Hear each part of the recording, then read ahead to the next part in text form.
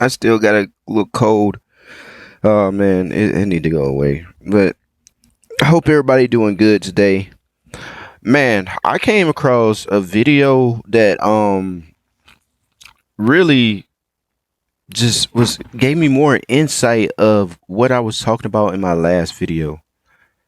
And I didn't watch the whole thing, but I watched some of it and it was very disturbing for real. A lot of stuff like really to me have showed me how crazy this world is. For anyone that's watching this live, this is mainly for solely for YouTube. Anyone who watching this live on TikTok right now, this is for YouTube. So I won't be really talking to chat. I'm just recording this because right now this is like the best way for me to record. I feel I don't have OBS live right now. I don't feel like downloading that. That's too much. But anyway, let's get back to the topic. Yeah, so this whole allegation about Nickelodeon and stuff, there's a lot of stuff on it that I had no idea that took place, or they said that took place. And I ran across this video called Law and Crime, and it was showing 12 disturbing allegations. And it's basically there's a docuseries called Quiet on the Set, which made me want to check it out. Made me want to check that out a lot. But anyway, we're gonna get into the video because that video, like, we're just gonna watch it and see what they talking about. But when I watched it, it was disturbing. So let's click back to that right quick. Children who grew up in the 90s and 2000s, they enjoyed watching television shows such as Drake and Josh, The Amanda Show, All That, iCarly, and so many more like it. All were popular shows on the children's television network Nickelodeon, and all were produced by Dan Schneider. But in an explosive new docuseries, former writers, crew members, and other former child actors have come forward with allegations of a toxic workplace culture and harassment against the network's most successful producer. But that wasn't the only bombshell revealed during the docuseries. The biggest revelation arguably came from one of its former stars who spoke out for the first time about his experience of being sexually abused, allegedly by a dialogue coach who previously worked at the network. Investigation Discovery's latest docuseries, Quiet on Set: The Dark Side of Kids TV, gives viewers an inside look into the allegations of toxic workplace culture in many children's TV series produced in the 90s and 2000s by Dan Schneider. Some of those allegations came from a former writer for the hit children's series The Amanda Show, Jenny Cleggan, who was one of two female writers employed for the show. She claimed Schneider would show pornography from his computer. Cleggan said he would pressure the two female writers to publicly perform seemingly sexually explicit activities in front of coworkers, including asking the other female writer, Christy Stratton, to tell a story as if she's being sodomized. Stratton, who was also interviewed for this series, didn't want to speak on the incident, only saying she's not proud of it. She said working for Schneider was like being in an abusive relationship. Cleggan also discussed the inappropriate meaning behind a popular Amanda Show character's last name, Penelope Taint. She claimed that in the writer's room, Schneider said he wanted to keep the true meaning behind the character's last name a secret, and said don't tell what the word really means in reference to a meaning about male genitalia. In addition to that, the two writers for the hit children's series say they both had to split a single salary between the two of them. Jenny Cleggan would later... Bro, what? See, I don't even know where Nickelodeon is based at. Is it based in Florida? I'm not sure, but the evilness that be going on behind the scene just blows my mind, and I feel like that's why like God did not allow me to like blow up. Because as a kid, like I was very entertaining. I wanted to be on Nickelodeon so bad. Like I always wanted to be like that kid star. I always wanted to be in the spotlight. But the Lord, like he just always had it where I couldn't get to that level. Whether that whether that was through music, football, or entertainment, or whatever. Like, God only let me get so far, but he would not let me get to that level of success. And now I understand why. There's a lot of evilness that is going on behind the scene in this world. I mean, a lot of stuff is starting to be exposed in 2024. Like, if people are not waking up now and not seeing this, that's a problem. It's 2024 and all this evilness is getting exposed. Like, God is exposing a lot of this evilness that is going on. And we really need to pay attention to it. A lot of people are like, they just look at it like a worldly exposure. Like, oh, this has been exposed. But they got to take a deeper look behind it. There's a spiritual warfare that's going on. And a lot of this evilness is getting exposed in 2024 for a reason. So many famous people are getting exposed. You know? And a lot of us look up to all the famous people when we don't even know the true meaning that is like what is really going on. Anyway, let's get back to the video. Go on to sue the show's production company, alleging gender discrimination, harassment, and hostile work environment. The lawsuit was ultimately settled. I mean, when somebody is in a position of power, that means they have something they can take or give away. And if you're in that subordinate position, it can be extremely frightening. Dr. Joni Johnston is a forensic psychologist. As she explained, oftentimes it takes several complaints against a person in power for it to be taken seriously. We all know people who spoke up and were ostracized or were punished in some way. And it oftentimes takes a certain amount or number of people to keep talking and keep complaining before action is taken. And sometimes the people who are leading the pack are the ones who get stepped on. You know, they're the ones who almost become the sacrificial lamb, if you will, for people who then eventually are able to get some momentum and get some change. And so those concerns are valid concerns. I mean, we need to work to the point. She said something that really, like, jumped out. She said they become a sacrificial lamb. I don't know if y'all caught that. But become a sacrificial lamb for stuff to get exposed.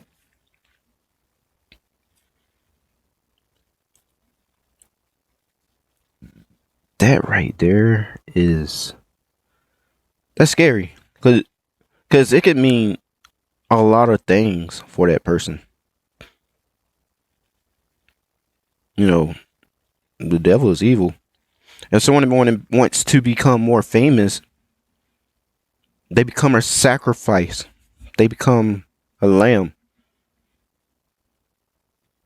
So even though some people may be exposing other, because the devil is good at perverting things, and he's good at twisting stuff and manipulating. You know, I don't want to say that's how it worked because I don't know how all that evil stuff worked. I try to stay away from it, but say become a sacrificial lamb. So they're exposing stuff and they become a sacrificial lamb. Either that, for them to become more famous, that person who became a sacrificial lamb become more famous, or that person who have been exposed become more famous. Because, you know, through humility and stuff, that's how you become more famous.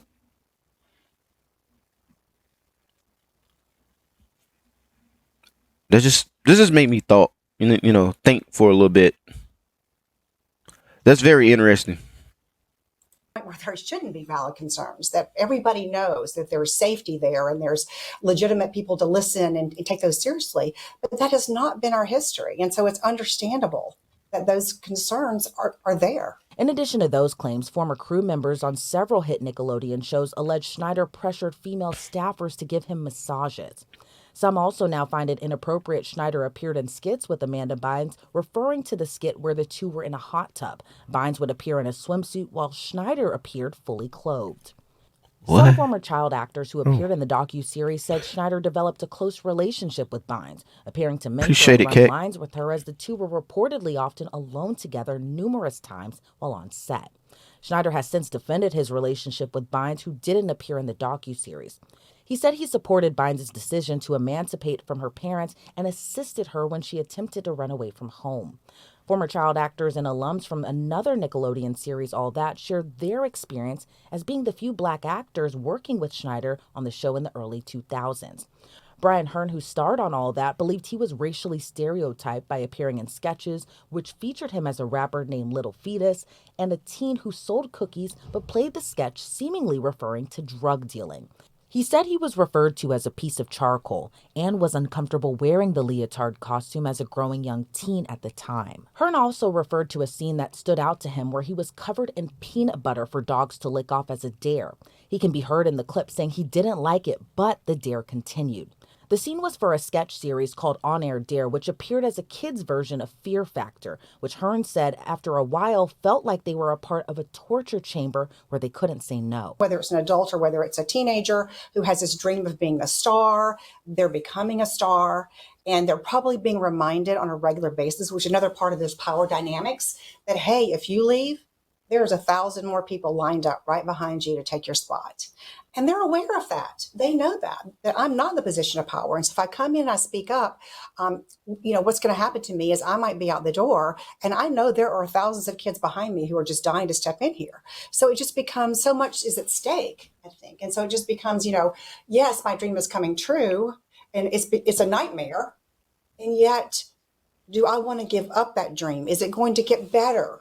There's all these things I think that we tell ourselves. Another former child actor for the series, Giovanni Samuels, spoke on one scene where they were required to drink large amounts of fake coffee and sugar, which she later said felt like waterboarding. The two said while they were kids, they were shocked to learn sexual predators had been employed on the show. Oh man, there go the promotion, y'all, or the ad. I mean, One being a former production assistant, Jason Handy, who had worked on shows like All That and The Amanda Show. Handy was arrested in 2003 for kissing and touching a 9-year-old girl and later convicted for child abuse and child wow. pornography. Handy had reportedly worked with many kids on the set. One parent of a former Amanda Show extra said her daughter had received explicit images sent by Handy. The docuseries then explores another convicted sexual predator who had worked on set as a dialogue coach named Brian Peck. He was convicted for sexual abuse in the same year as Handy. Peck had also appeared on the show All That as a recurring character called Pickle Boy, which former staffers and actors looking back believed to have an inappropriate meaning that at the time they may have shrugged off as a quirky Schneider joke. One of the series' former cast members said Peck had a signed self-portrait painting of serial killer John Wayne Gacy at his home, which he bragged about, and even had a collection of letters from the killer clown. During his time at Nickelodeon, Peck would later go on to work with former child actor Drake Bell, who appeared in The Amanda Show and later starred in his own show, Drake and Josh.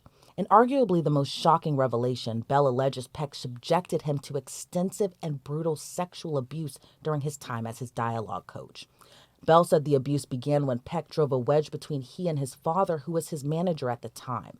Bell's father, who appeared in the series, said that he believed Peck was dangerous, and the wedge which was created between them generated an environment where Peck would prey upon a then 14-year-old Drake Bell. Bell's father said he went to production about his concerns about Peck, but claimed they went unanswered.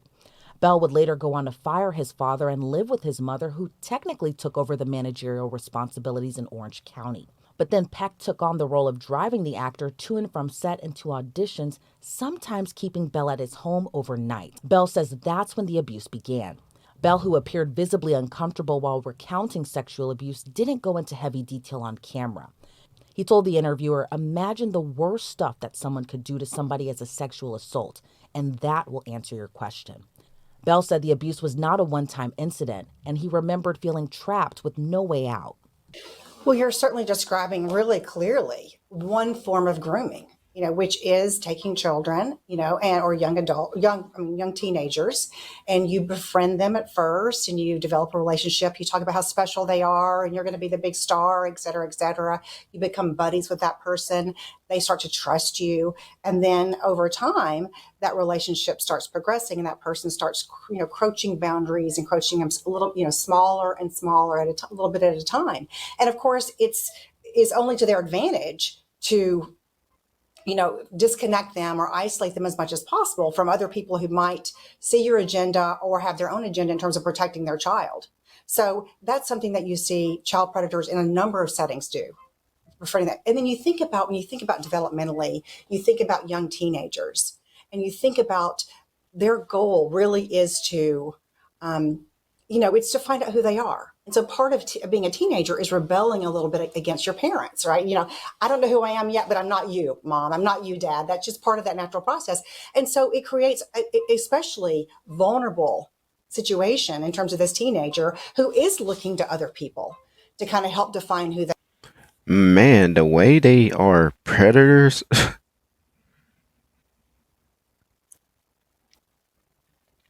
And they turning these kids and teenagers into prey. It's crazy. It's crazy. There is a lot of stuff that going on behind the scenes that we don't even know. We be watching these shows, just loving the TV shows, not even knowing that these kids are being abused. Like, that is crazy.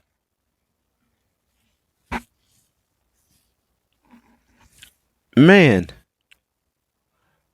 I did not know all that was going on. I mean, when you watch the shows, you would think that they're happy.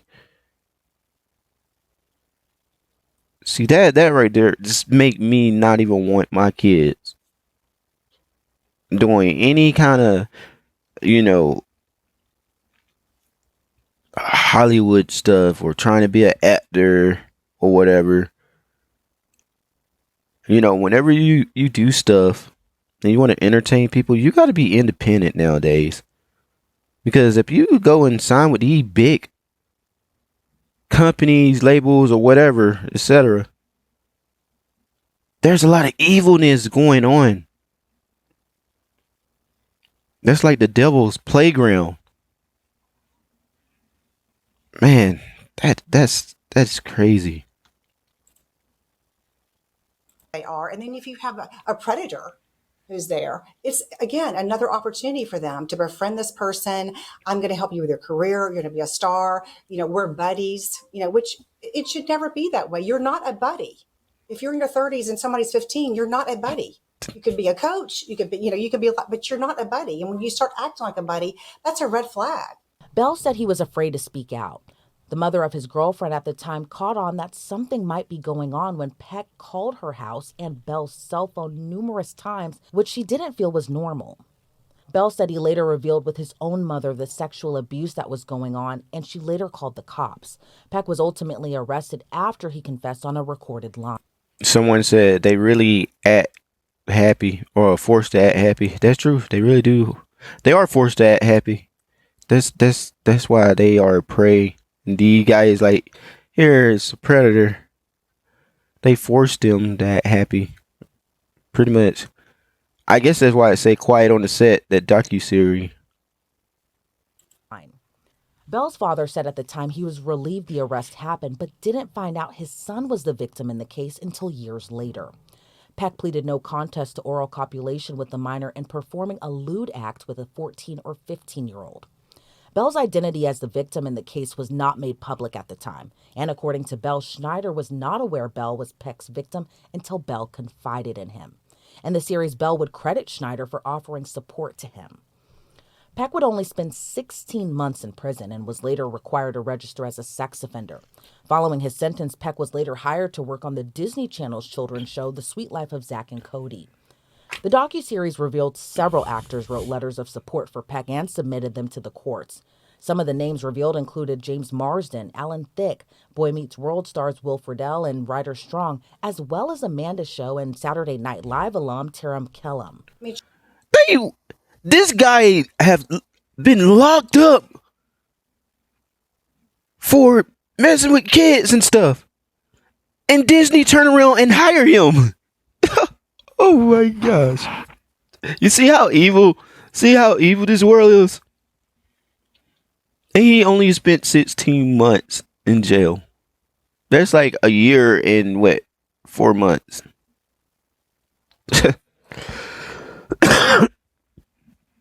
Man, what they call them, the elites. That man, the devil sure do got some.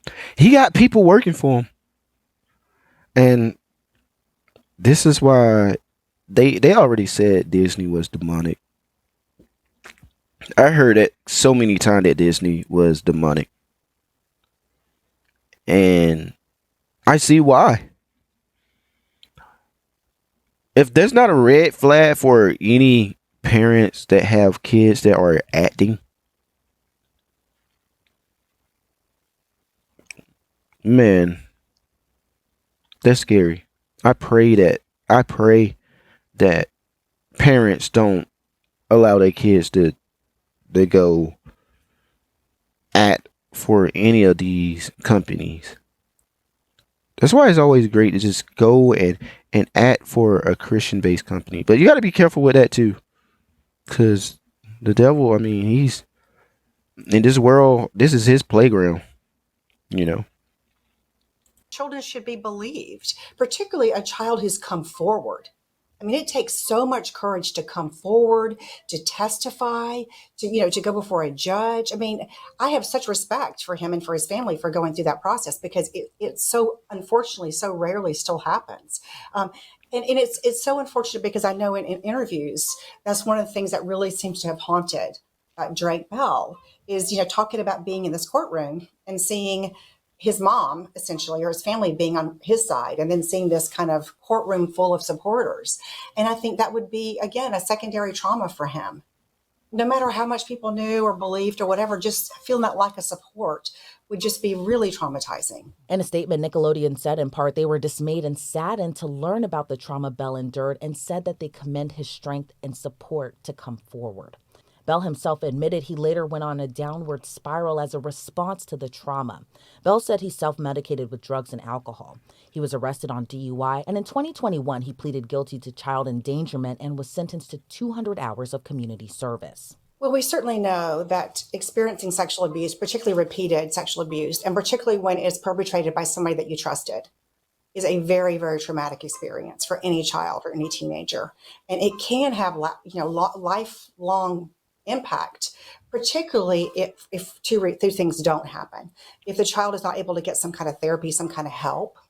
Here's one thing you need to do before you buy anything online. While that ad is up, that's another thing. That's how the devil really, hurt people. A lot of people don't realize is when you getting abused like that and stuff, that's how the devil get in that person's head. That's how people, that's how even demons enter you. A lot of people don't know that, but it started early, when you're a child, and you get abused like that, that sexual demon could enter you.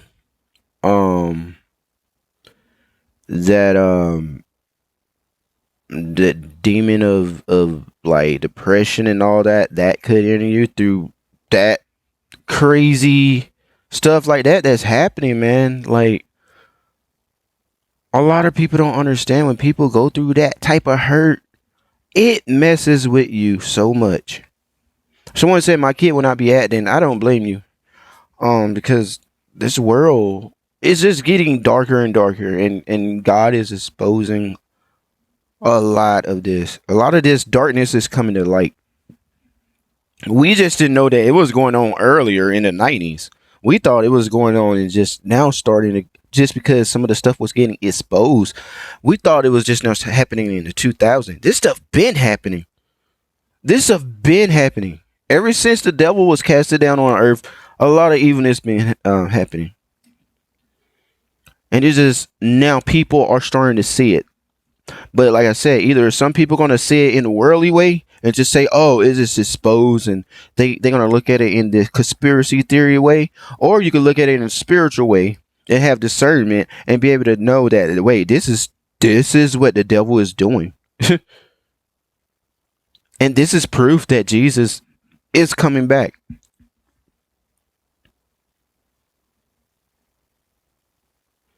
Someone told me that I need to be heard by more people better than a podcast. Well, this is what I'm trying to do. Trying to really this is why I make this content. So we can see, so we can better understand that this is more deeper than just a worldly thing. A lot of people just look at this. I think that's where we really mess up at. We look at this as in the lens of the world. And we only see all this evilness as in conspiracy theories. This is not a conspiracy theory. This is a spiritual warfare. This is a real thing that we are going through. And we need people to understand that. And the more you give your life to the Lord and give your life to God, the more he will reveal things to you through discernment, through the Holy Spirit. And you'll be able to tell that a lot of this stuff that is going on is spiritual warfare and the evilness that the devil is doing here on earth. Exactly. How long can something be a conspiracy until it's not? That's true. But a lot of people, there's going to be people they're still going to think it's a conspiracy theory. And those are people that don't have discernment, unfortunately. Those are the people that still stuck in the world. You know, I used to believe in conspiracy theories until I realized that conspiracy theory is like conspiracy theory can lead you to believing in the evilness, but also can lead you to is doing evil because it's so perverted. Because you feel like conspiracy theories, you believe in it, and then sometimes people can act upon it, even though they know that it's evil. In a sense, they still act on it. That's the crazy thing about it, because our flesh desire what? Money, materialistic things. And people do these things, and they know that it's evil. But they think that it's they look at it as a conspiracy theory. And when you think of it as a conspiracy theory, sometimes you can sit there and be like, well, I want to test it out and see is it real. Or I want to test this, try to find out if this is real or not. And they get themselves wrapped up into it. And then they find out that it's real. And then it's too late. And then they find out that, wait, this is not a conspiracy theory. This is a spiritual warfare. And that's why you see so many famous people switching and giving their life over to Christ, just because of the simple fact they found out that this stuff here, this evil stuff that they thought that was for play and for fun and stuff, this is not nothing to play with. So we're going to continue to the video, but man, that was a good question. Don't spend another dime on Amazon. And if they don't feel supported by the people around them. So I think what I call that is almost like cumulative trauma or secondary trauma. And so it's not that children don't recover from childhood sexual abuse. They do, but they need some very specific things to help them do that. And that is, again, some kind of professional help oftentimes, and certainly a loving and supportive network. And without that happening, then I think you're more likely to see a child who, as they grow up, they can either almost kind of be developmentally stuck back at that. I just want to say one thing. That loving and supporting network is God. Let's not leave that out. A lot of people just try to still get over a lot of things they've been through the world again. I need to go to therapy, and I just need to be around family, and that's good and all, but don't leave God out, because that's the ultimate healing. That's the power that's really gonna change your mindset. That's gonna help you, because there's people out there still that's been through so much hurt and trauma, and try to get these therapies and trying to, be around a loving, supporting network.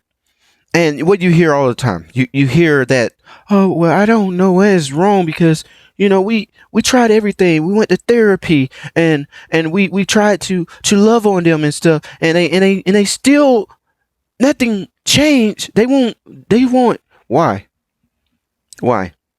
Because they don't have God. Because God is the ultimate healer of all things. This is why I don't understand why there's people who don't believe in God. I don't understand it, because He is the ultimate healer of all things. People that deal with drug abuse, alcoholism, they speak in those meetings and they say, you got to believe in a higher power. What is your higher power? Most of them don't even know that the higher power is really God. A lot of them try to say that it's something else, but what they really don't understand is that the higher power is God. That's the one that's healing people. That's the only thing. It is so weird. You can go through any kind of psychiatrist, doctor, or whatever for, substance abuse or whatever, and still don't recover. But you go to these meetings, and all of a sudden, you follow those steps that are in the Bible. You follow those steps. You follow those principles, and then you start to realize that, wait, I'm healing. A lot of people don't understand those steps. All those steps are in the Bible. All of them. All of them are.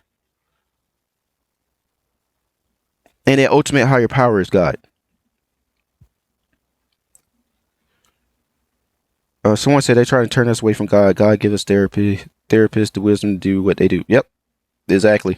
God give therapists the wisdom to do what they can do. He. I mean, I'm not saying that therapists can't help, but those therapists they lead you to the ultimate healer. And that's what we see that. We see that whenever people really do turn their life over to God. He's the ultimate healer. Like I say, God healed me. I used to vape. Okay, I did not know how I was gonna stop. I tried multiple things, but the more I set my mind on God, the more I just all of a sudden I just stopped vaping. It was weird. It was weird. A lot of things when God walks into your life and you focus your mind on God, a lot of things start to change, man. Because He's the ultimate healer. And it's crazy. And yeah, he's good. So let's get back to the video. I know I've been stopping and pausing, but this is a really good series. Really good topic. At that trauma age, and also can engage in some very destructive coping mechanisms, whether it's drugs or alcohol or developing other kinds of addictions or those kinds of things. And so it's not so much, it is absolutely the trauma that happens, but it's also, again, the coping mechanisms the person develops and the support system they have. What happens after the abuse is disclosed? Meanwhile, Dan Schneider, who parted ways with Nickelodeon in 2018 after an internal investigation found evidence of verbal abuse toward its colleagues, following the release of the docuseries, Schneider apologized on a social media video about his role in the claims against him about a toxic workplace for child actors and the crew. In the 19-minute video, Schneider said he was embarrassed and regretful for his past behaviors. Watching over the past 2 nights was very difficult, me facing my past behaviors, some of which are embarrassing and that I regret, and I definitely owe some people a pretty strong apology. Let's talk about the massages. Okay. Watching the content yesterday, it was disturbing. It was wrong. It was wrong that I ever put anybody in that position. It was the wrong thing to do. I'd never do it today. I'm embarrassed that I did it then. I apologize to anybody that I ever put in that situation. And even additionally, I apologize to the people who were walking around Video Village or wherever they happened, because there were lots of people there who witnessed it who also felt uncomfortable. So I owe them an apology as well. Yeah.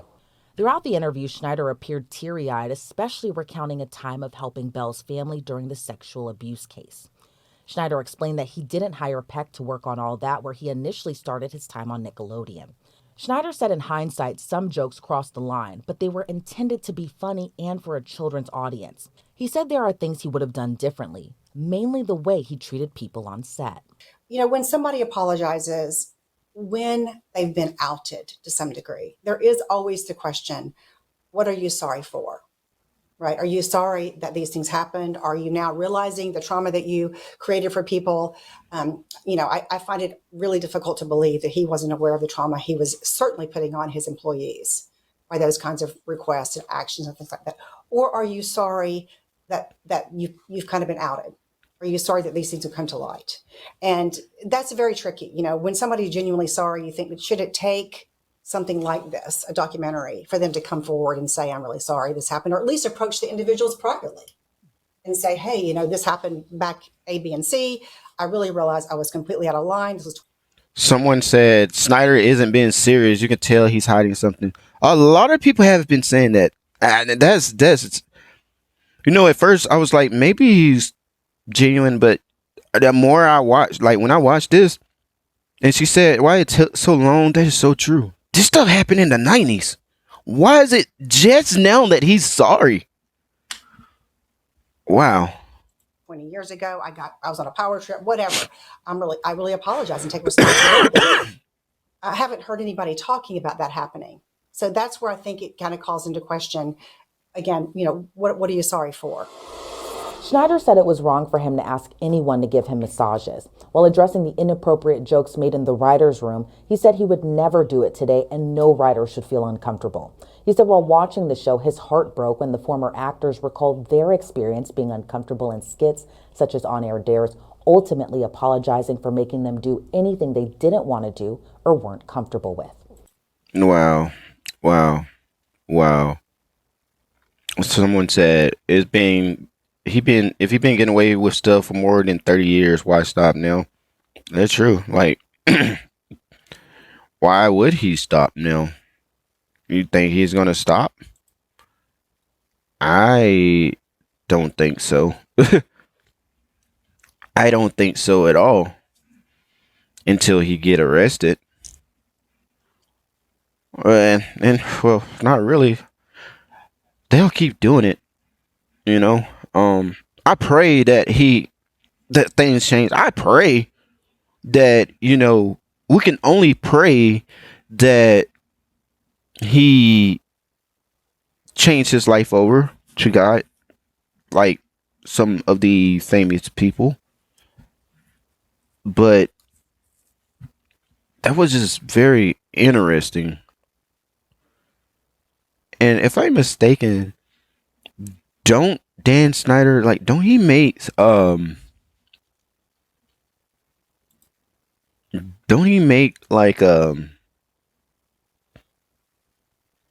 the Marvel movies? Let's see.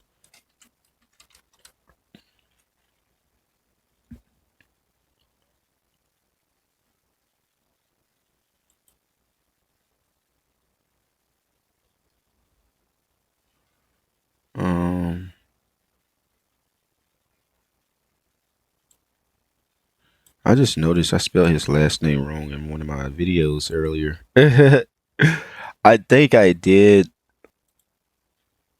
If I'm mistaken, it's alright. I didn't know how to spell that man's last name. Yeah, I spelled his last name so wrong. I could actually change it though. I think I could actually change it. We'll do that once I get done with this video. But I want to say Dan Schneider made the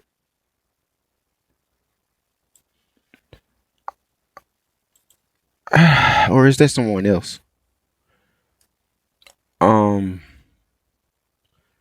Let's see.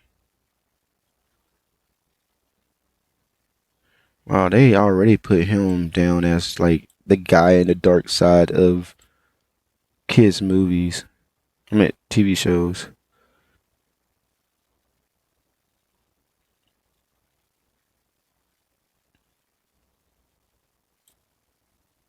Maybe he didn't. Who made the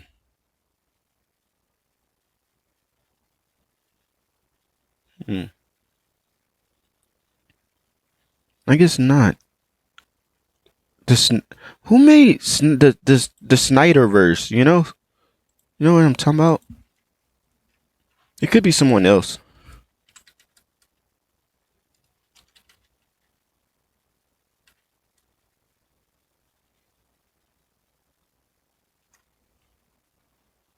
The Spider-Verse.